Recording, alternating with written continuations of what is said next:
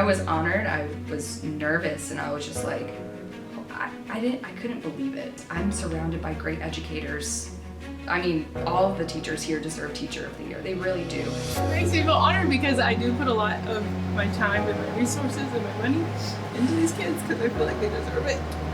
Just to know that like the time and the effort that I'm putting into the kids is paying off is like the best reward. I love everybody that's around me. That's just the kind of heart that I have. And so it makes me feel happy that, you know, people support me and they look up to me and they see my heart and who I really am. While I'm still the adult showing and teaching them, I get to be a kid too. As I share the book, share a love of learning, share characters. To get them to see the importance of education and to invest in their own future, that's the challenge. And when they do it, it's very rewarding. It doesn't happen overnight. It takes, the heart of a teacher. It takes a lot of effort and get to know your students. You try to be that person that uplifts them during the day if you can. Try to be there for them. The education part is important too, but like I said, having that culture of community is just as valuable because some of these kids need it when they get here. They're mine, and I treat them as my family, and we're a family in here. Students don't care what you know until they know that you care. I can teach them the curriculum all day, but being here for them and making sure that they feel loved and safe and well taken care of, I think that's what truly touches my heart and makes me feel like I've done my job correctly. And I know that the people in Cleveland love their kids, and we love their kids too. And our job at the end of the day is to do what's best for kids. The best advice I was ever given was from my mentor teacher, and it was, you're a teacher of life first, academics second. So always make time for their life. Let them learn how to have a life.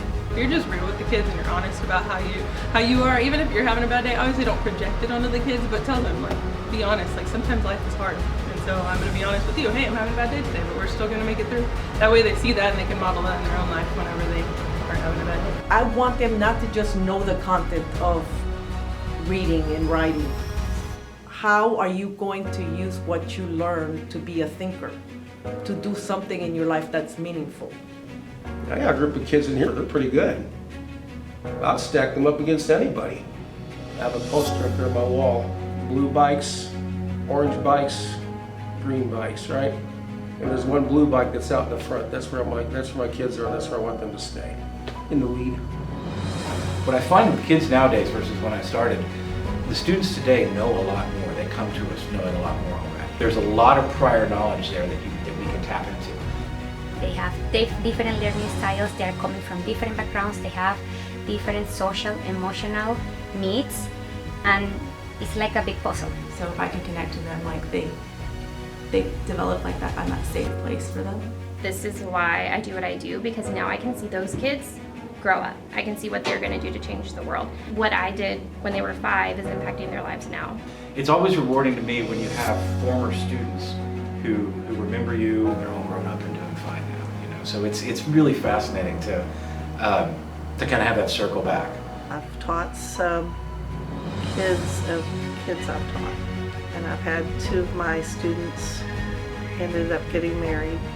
I think it's crazy awesome that I might be one of those people they just remember for their lifetime. Like, yeah, I remember that guy and how, silly or weird or whatever he is, When I talk to my friends from college that do different things, it doesn't seem like to me that it's, a lot of what they do is as rewarding as what this profession is. It takes one person to believe in you, and it was Cleveland ISD who took the shot on me.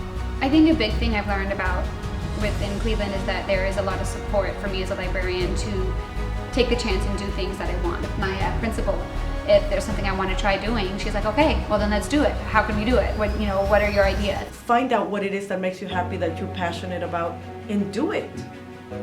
Don't let anything limit you. That's what you live for. This is what it is to me.